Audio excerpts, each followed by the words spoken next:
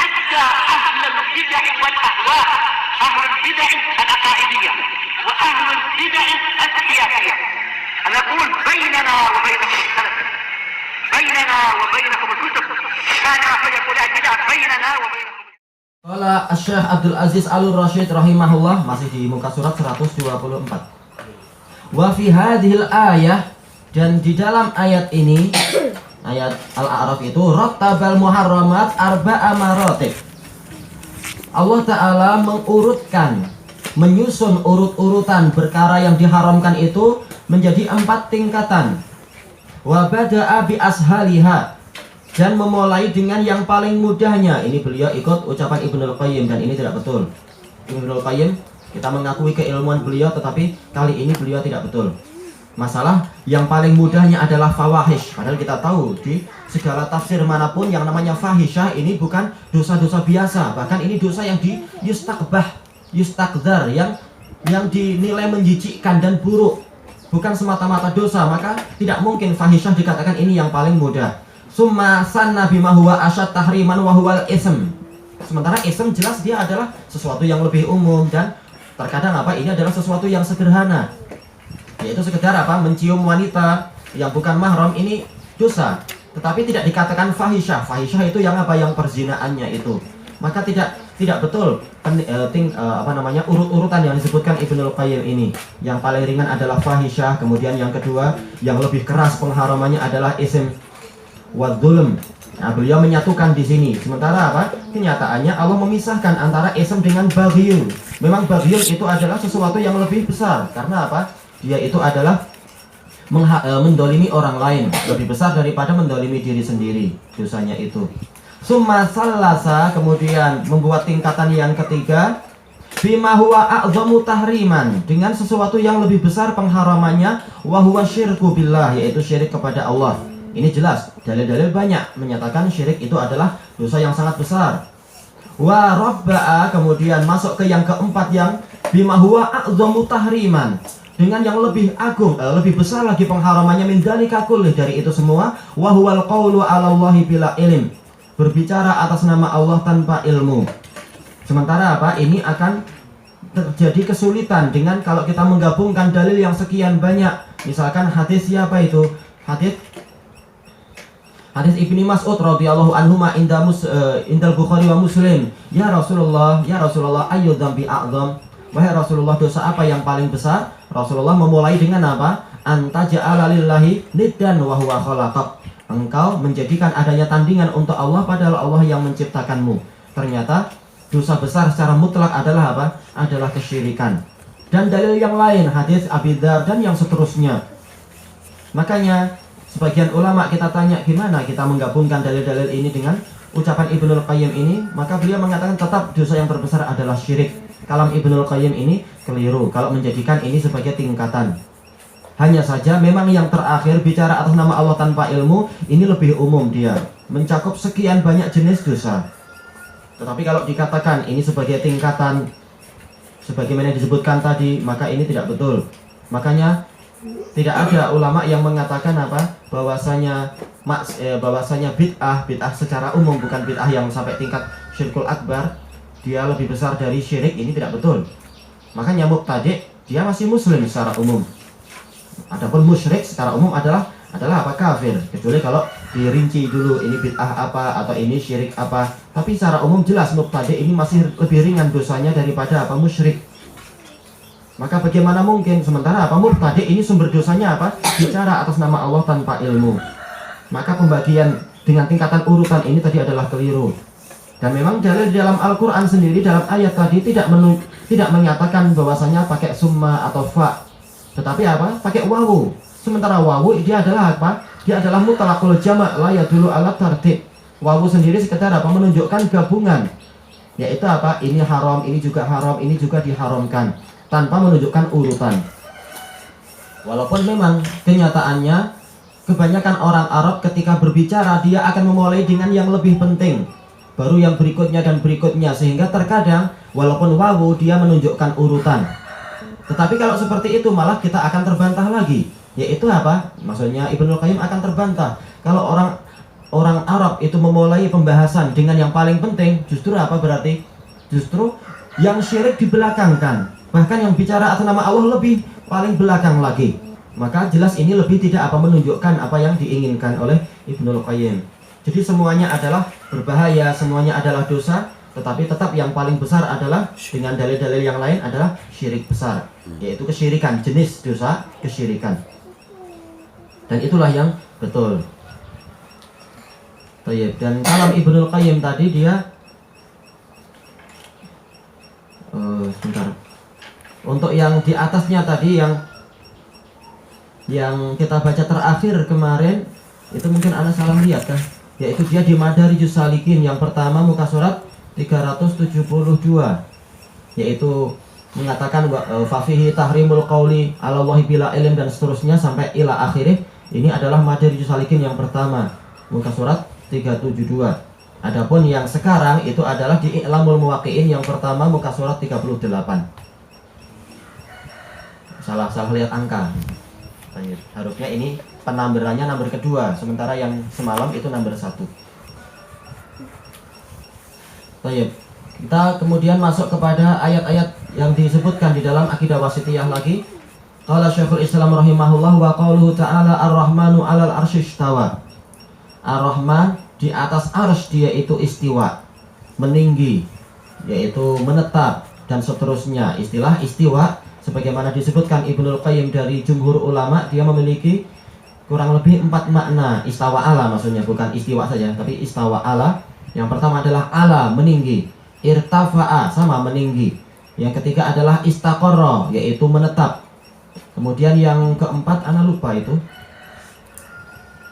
Wallahu a'lam. Yang keempat apakah maknanya jalasa, ana terlupakan karena apa? Sebagian salaf memang mengartikan istawa itu jalasa.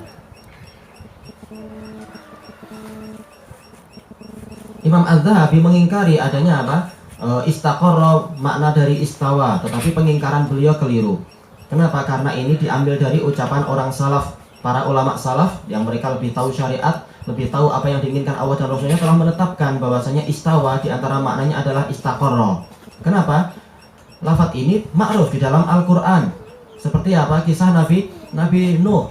Allah Ta'ala berfirman, fa idastawaita anta wa ma'aka 'alal fulki, apabila engkau telah menetap atau engkau telah naik dan kemudian jelas untuk apa di atas kapal itu menetap entah berapa lama, menunggu sampai banjir itu surut. Ini istilahnya adalah menetap.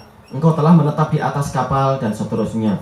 Demikian pula apa? Di dalam firman Allah Ta'ala, litastawu ala dhuhurihi tsumma tadhkuru ni'mata rabbikum idastawaitum alaih. Agar kalian itu naik dan menetap di atas yaitu kendaraan-kendaraan kalian itu. Dan kalian mengingat atas kenikmatan Allah kepada kalian apabila kalian telah menetap di atas kendaraan itu. Jadi makna menetap ini tidaklah sesuatu yang diingkari di dalam makna istawa, di dalam lafaz istawa. Kalaupun mengatakan bahwasanya tidak ada dalil yang mengatakan Allah Ta'ala menetap, kita katakan bahwasanya ini tafsir salaf dari makna istawa dan dia tidak bertentangan secara bahasa. Kemudian apa yang mengingkari? Apa yang menyebabkan kita mengingkari kalau Allah Ta'ala menetap di atas arsy sesuai dengan kehendak dia?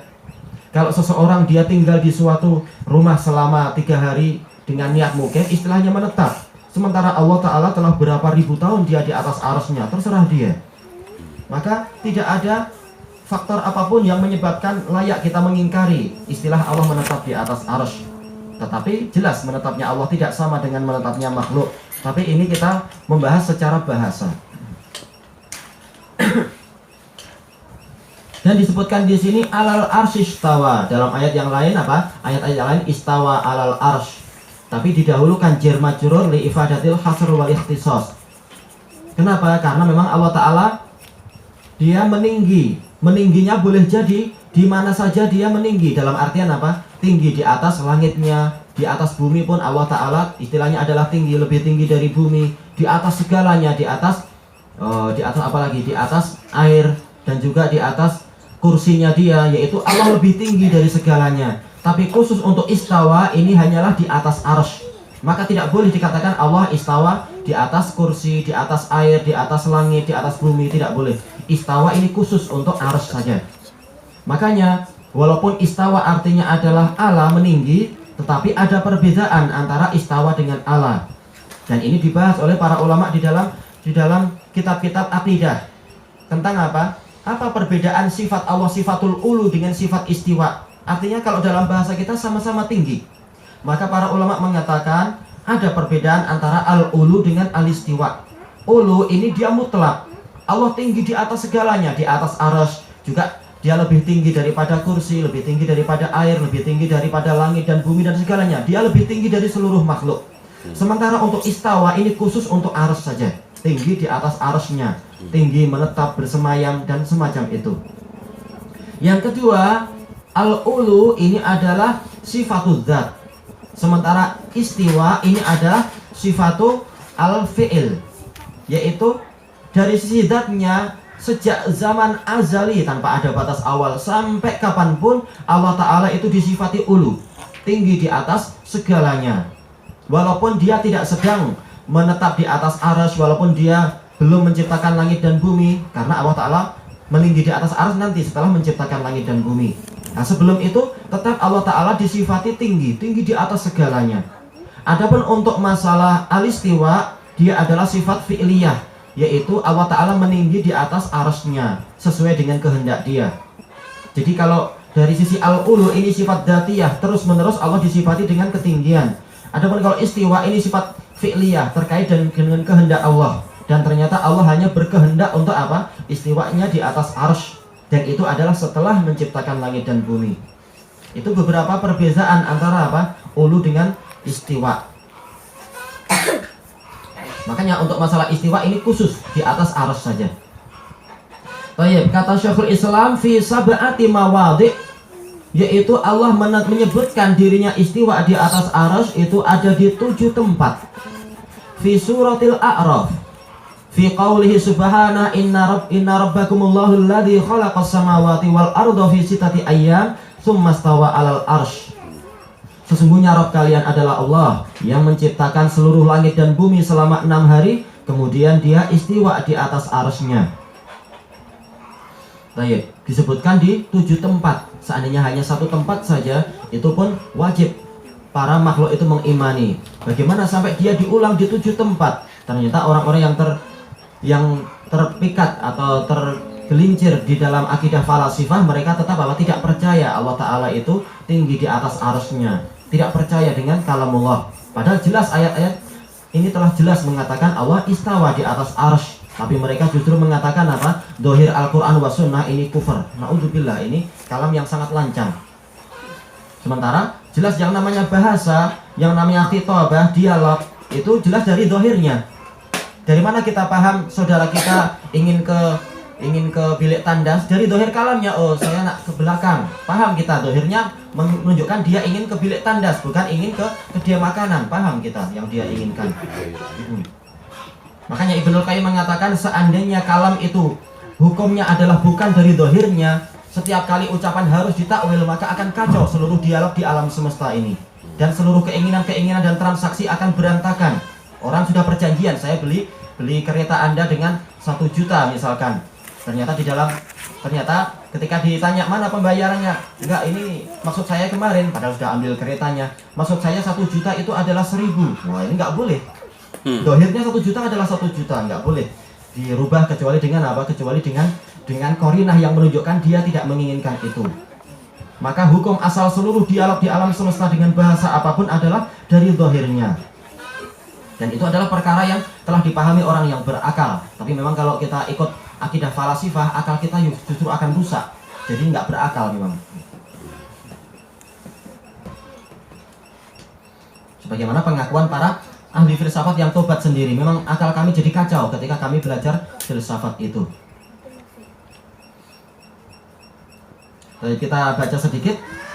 Qala Syekh rahimahullah ta'ala qauluhu ar-rahmanu 'alal arsy istawa fi sab'ati mawadhi' di 7 tempat, ay annahu nassa fi ma'na la yahtamilu ta'wil, yaitu di 7 tempat di dalam Al-Qur'an Allah telah menetapkan maknanya itu yang tidak ada takwil sama sekali. Namanya nas, yaitu apa? Madalla ala syai'in wahid, sesuatu yang menunjukkan kepada satu makna saja. Atau dalam definisi yang lain, ma la yadullu illa ma'nan wahida, itu yang namanya nas. Sesuatu yang tidak menunjukkan kecuali kepada satu makna saja. Tidak ada takwil lagi di sini. Maka barang siapa menakwilkan dengan lain-lain pasti akan kacau dan justru akan terbantahkan sendiri. Dan ini akan terbaca insya Allah di syarahnya ini nanti. Wa sharihun fi annahu bidzatihi istawa. Dan telah jelas-jelas Allah Ta'ala menyebutkan bahwasanya dia dengan zatnya istawa, yaitu meninggi di atas. Istiwaan yaliqu bijalalihi wa adhamatih, dengan istiwa yang sesuai selayaknya dengan keagungan dan kemuliaan dia. Sebagian orang mengatakan nggak boleh kita mengatakan bidzatih karena Allah Ta'ala tidak mengatakan itu. Bidzatih. Kita katakan memang di awal-awal sebelum adanya syubhat para falasifah, maka kita tidak perlu mengatakan bidzatih.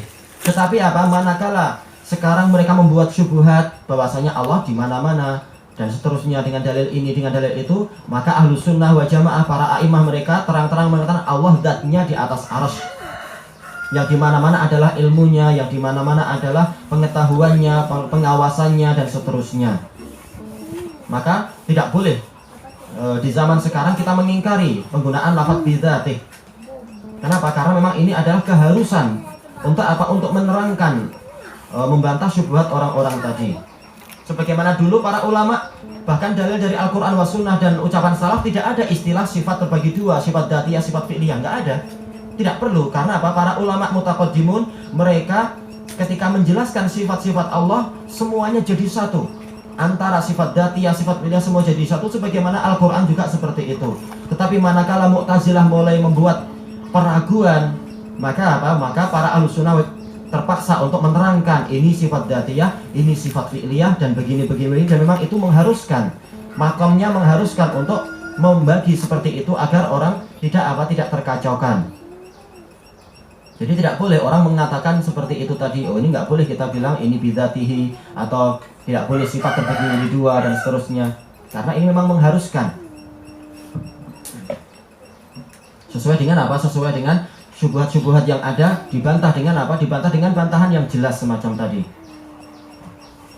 Sebagaimana kitab ini dulu di zaman salaf nggak ada. Maksudnya di zaman mutaqaddimin tidak perlu orang membuat kitab sampai serinci ini. Imam Ahmad bahkan mengingkari, nggak suka beliau menulis kitab-kitab bantahan, mengatakan pada muridnya nggak usah kalian membuat kitab-kitab bantahan.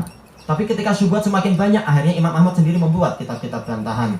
Jadi sesuai dengan kondisi yang sedang dihadapi. Yang penting bantahannya sesuai dengan dalil-dalil yang ada. Tayyib ilahuna wallahu a'lam.